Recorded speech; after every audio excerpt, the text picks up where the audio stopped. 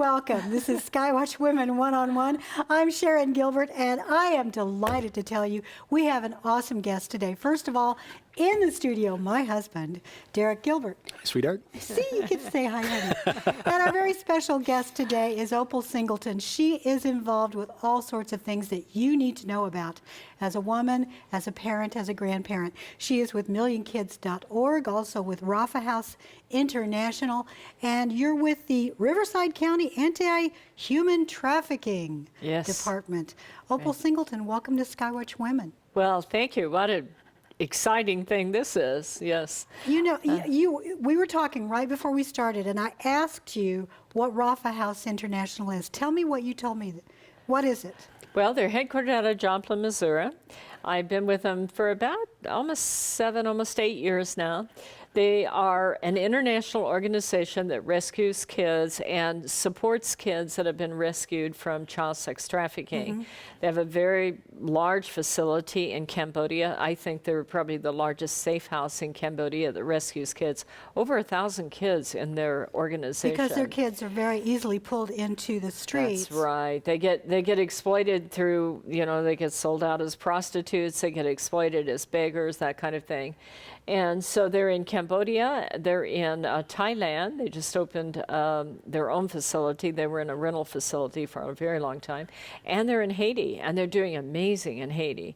So they're a wonderful organization. That's where I got my global training for combating human trafficking.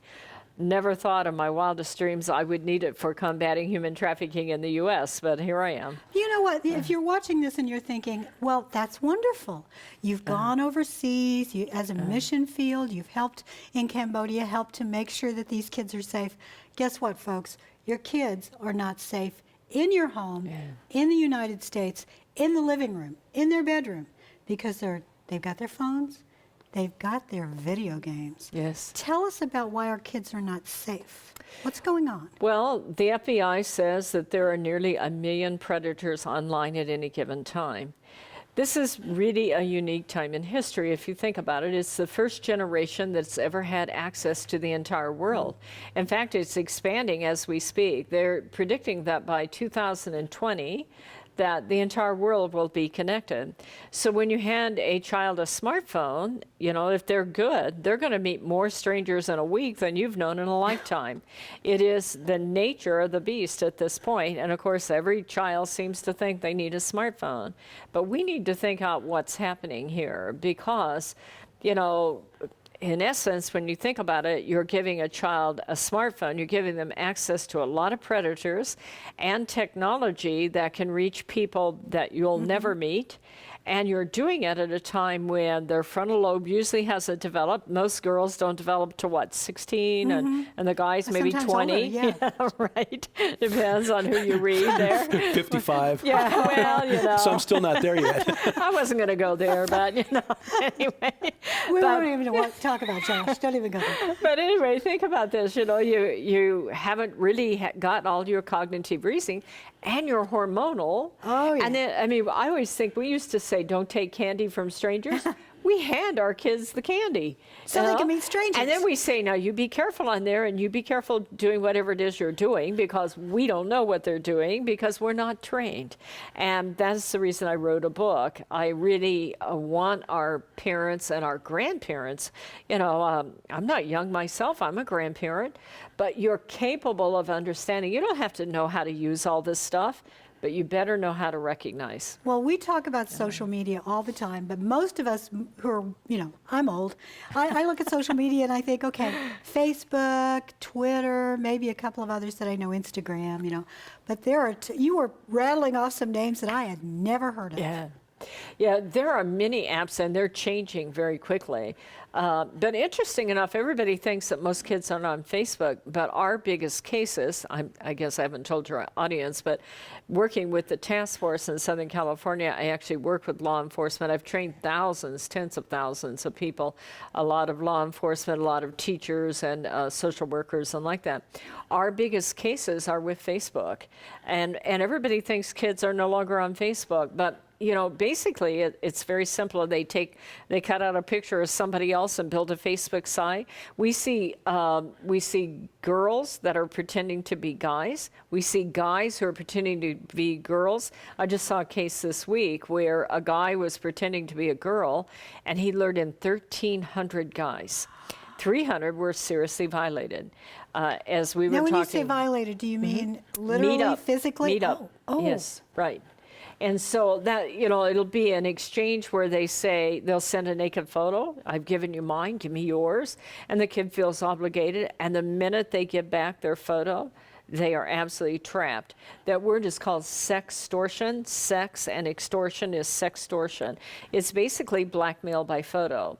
And what will happen is that they will meet up. In fact, I should tell you that the way this works is they'll just meet up with a stranger and it'll be something funny and they start going back and forth. So it seems really innocent and fun. And they get loyal. They feel obligated to this person. That's the grooming process.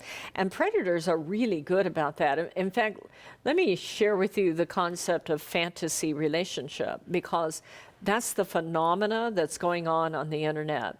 What will happen is they'll meet a total stranger, and as they build this relationship, they'll only give maybe 3 or 4 pieces of information, maybe 5. And then the child makes up the rest.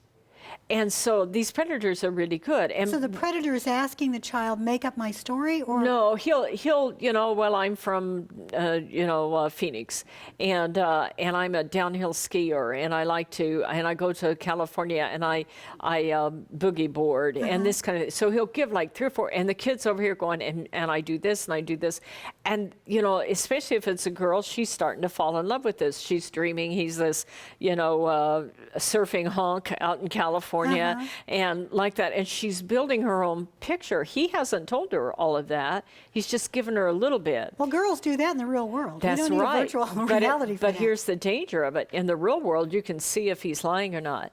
That's you know, a in good point. fact, if you knew me, if you and I have an internet relationship for 3 months, you know, I'm going to be, by this time, I'm totally loyal to you, but I don't really know about you.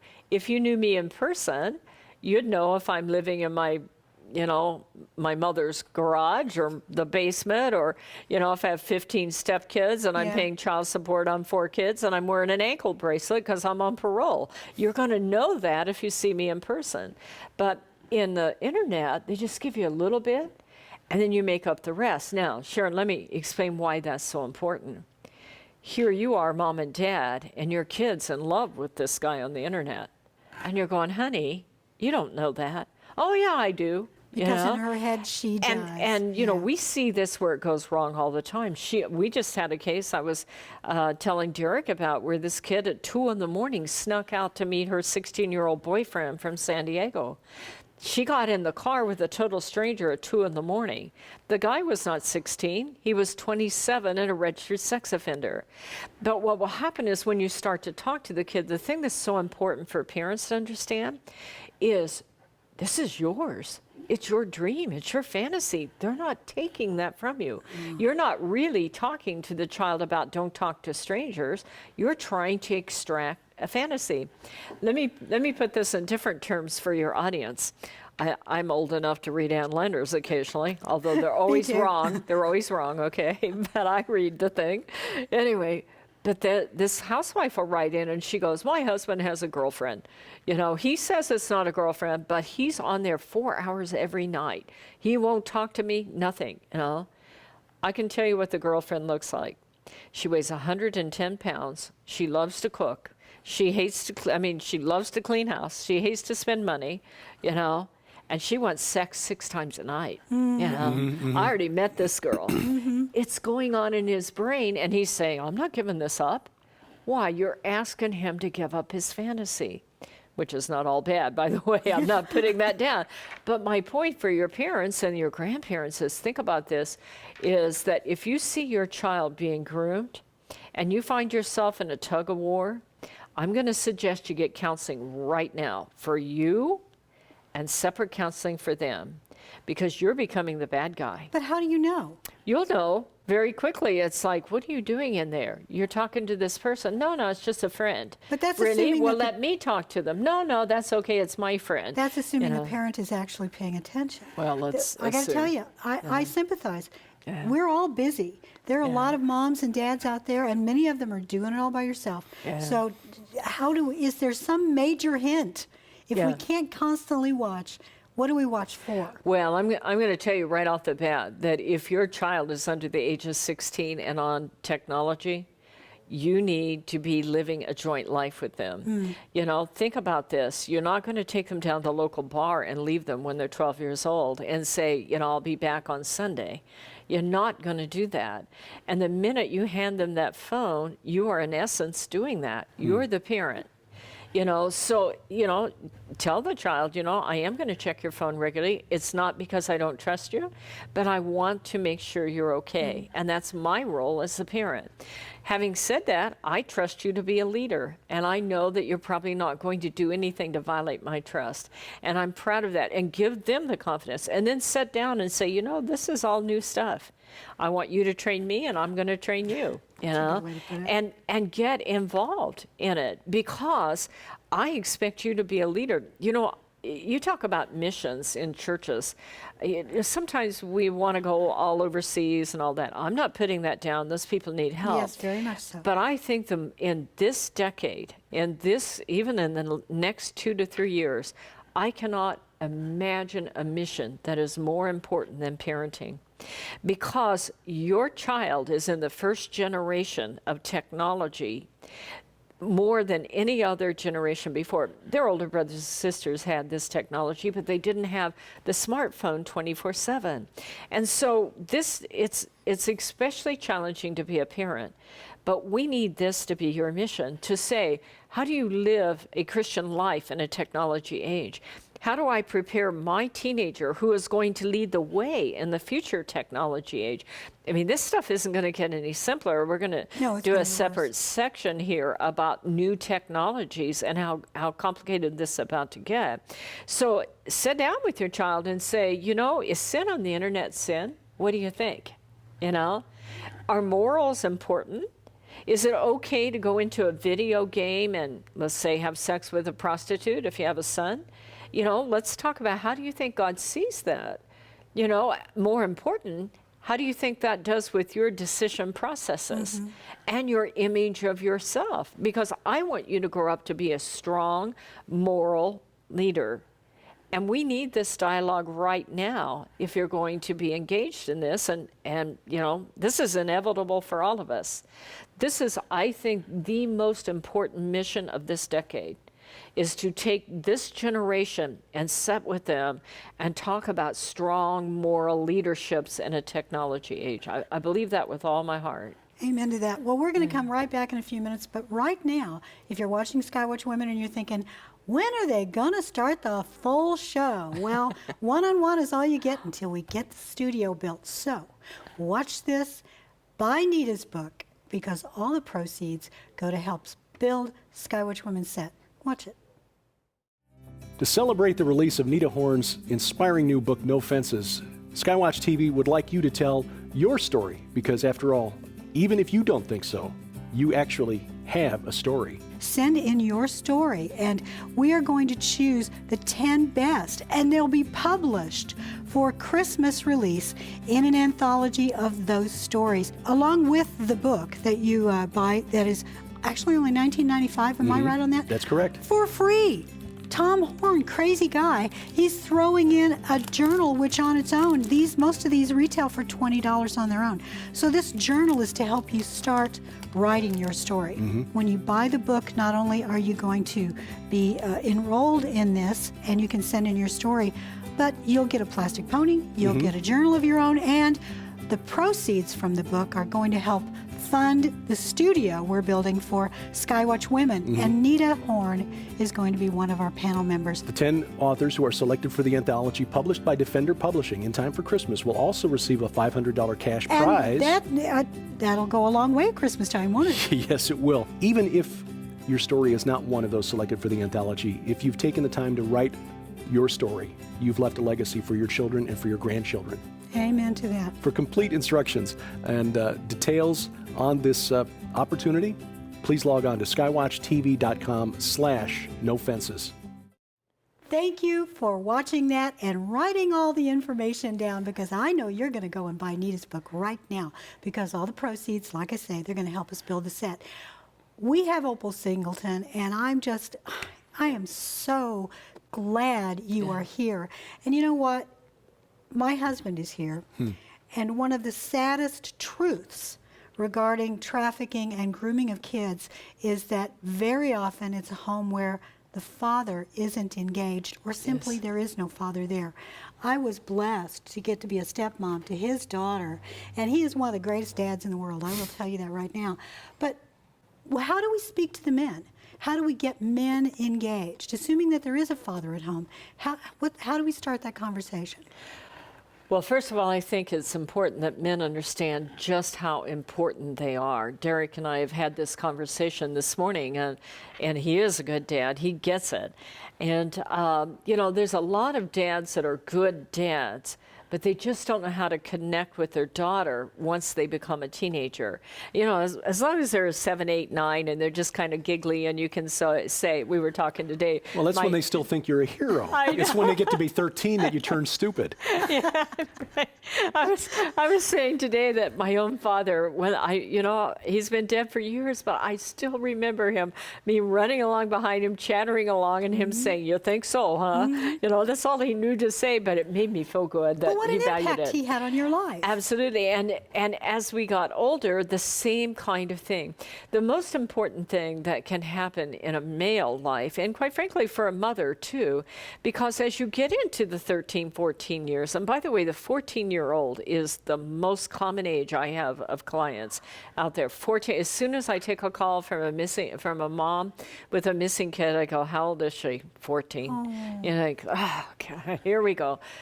But think about that. They're going through puberty. They don't know who they are. You know, they're not sure what they stand for. They're looking out for other people to like them. That's the natural thing. Raging hormones. Raging hormones, and you're just trying to figure it all out. I believe there are several things that we can do to really help these kids. One of the things, the most important words that if you get flustered and you can't remember, and you will, trust me, you'll get it if you're normal, "I believe in you," you know, and some version of that. I think of Jesus and the woman at the well. That's what he was saying is, hey, you know, I believe in you.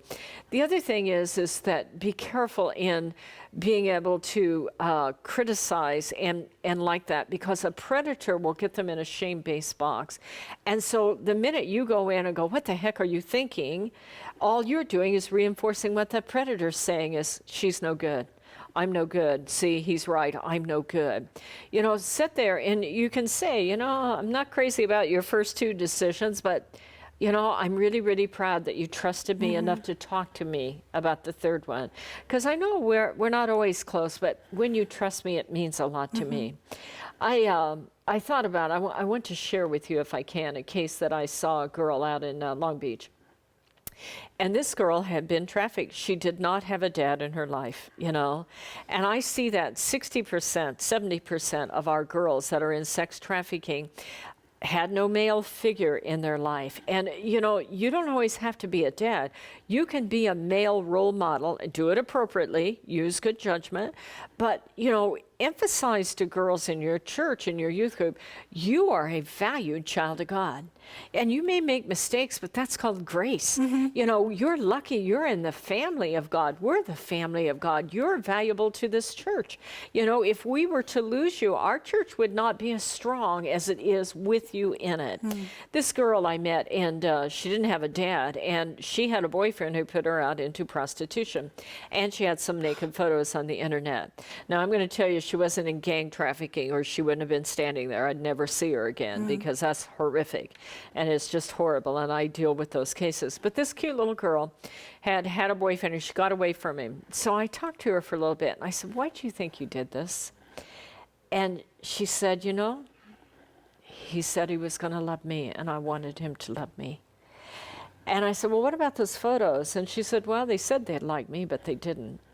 And I thought to myself, it was like a gift from God to help me help others.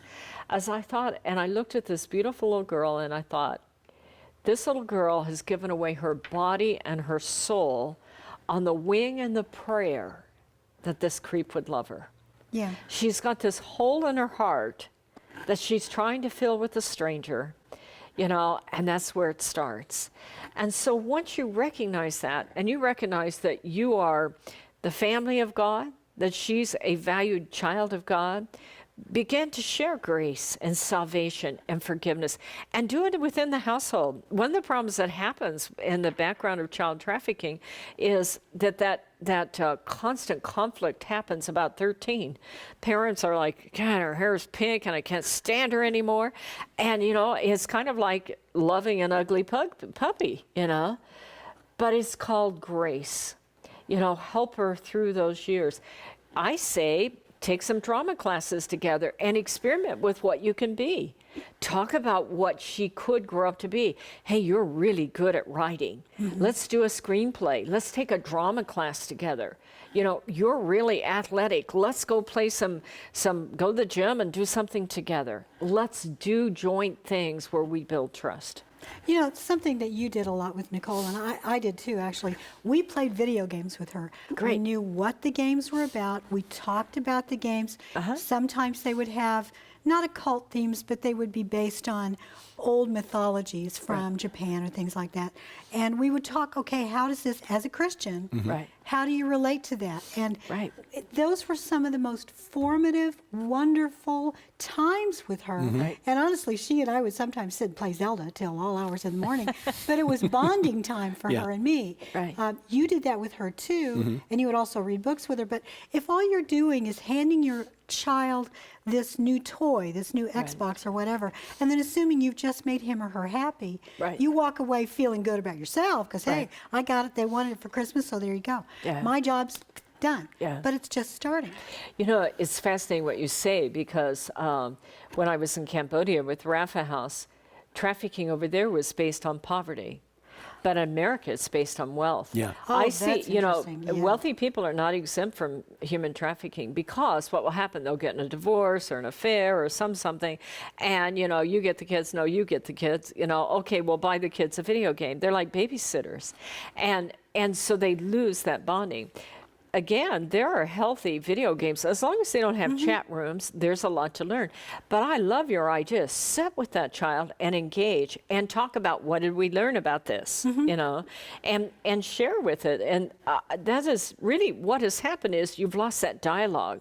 You walk right by that child and go, he's on that thing or she's on that thing, and I don't know what they're doing, but I'm tired of that thing. And it's a language you can talk with them about because, okay, we both know what this level's about. How you beat this monster, we can do that. That's right. One of the things you said that I want to touch on just for a moment again, from a male perspective, my first reaction when I see that somebody is interacting with my child, my daughter, in a negative way is, you know, to go into Papa Bear mode, you know. And again, I'm not by nature an aggressive or violent person, but that's the kind of thing that could push me into it. What kind of danger? Because I know that there are a lot of men who feel the same way. You threaten my daughter, and you're taking your life in your hands. How do we respond in an appropriate way, given that tearing off somebody's head is probably not an appropriate response, and you're maybe not a gonna productive win her response, over. and you're probably not going to win her over. Exactly. Yeah. What is a more productive way that avoids alienating your child? Be subtle, go up to her, you know, if you're seeing something going on, everything okay here, you know, or we probably need to leave, we've got some other things we're doing, thank you, goodbye. You know, rescue her, you know, empower her, stand beside her, as opposed to, look, you creep, you're out of here, you know. Oh, but even in a home situation where you see that she's, her behavior may have changed, or maybe you've discovered something on her phone, you know, doing due diligence that shouldn't be there. How do you, approach her in a way that doesn't push her further away? Yeah, that is such an important point. I'll tell you this, because think about this. These are her first sexual experiences. And so what you don't want is for her to go into a shame-based box. That's what a predator is going to do. So you look at it and go, what's going on here? And who is this guy? And, you know, in my book, one of the things that I did in my book is talk about you know, a checkpoint on a fantasy relationship, the one that we talked about. What do you really know about him? You know, if she's going to continue to talk to him, but well, let's find out, you know, can I meet him? I mean, you know, because trust me, before you go out with anybody, we're going to meet. If he's going to be part of our family, and that's the way to handle it. If I'm going to be involved with a person, I'm sure if you love him, I'm going to love him. Let's ask some questions about him. You know, has he ever been married? How many kids? Does he work? Does he go to school? Where's he got a degree? You see, that's the thing. How can I tell on a predator? They give you almost no information, you know, or they want you to keep it secret. And you can talk to your daughter and say, you know, it looks like here he's suggesting you don't tell anybody. You know, where I come from, if you can't be proud of who you are and what you do, you probably shouldn't do it. That's kind of a hint to me that he might not be the right guy. Let's see what else we can learn about him. I want you to share him with us and not keep him a secret, because we want him, whoever you're going to love, we're going to love. Oh, wow. You're so good at doing these. Well, we just want to make sure you get a copy of Opal's book, Seduced, The Grooming of America's Teenagers. But as always, we'll offer a special package deal with this. This is an important book for women. It is Survive the Unthinkable, A Total Guide to Women's Self-Protection. That plus Seduced plus a lovely journal for collecting your thoughts and maybe saving them for future generations. Altogether a $50 value, $29.99 plus shipping and handling. Call the number on your screen or log on to skywatchtvstore.com. And that is a deal. You've got a Facebook page? I do. Million Kids? Million Kids Facebook, and also you can go to Million Kids website. Millionkids.org. And that's millionkids.org. And that's MILLION, Million Kids, because more than 1 million kids are trafficked each year. Oh, that is so terrible. Well, Opal, we are so glad you came to share you. SkyWatch Women with us. Derek, love you. Love Thank you you for being here, honey. And thank you for joining us. This is Sharon Gilbert for SkyWatch TV.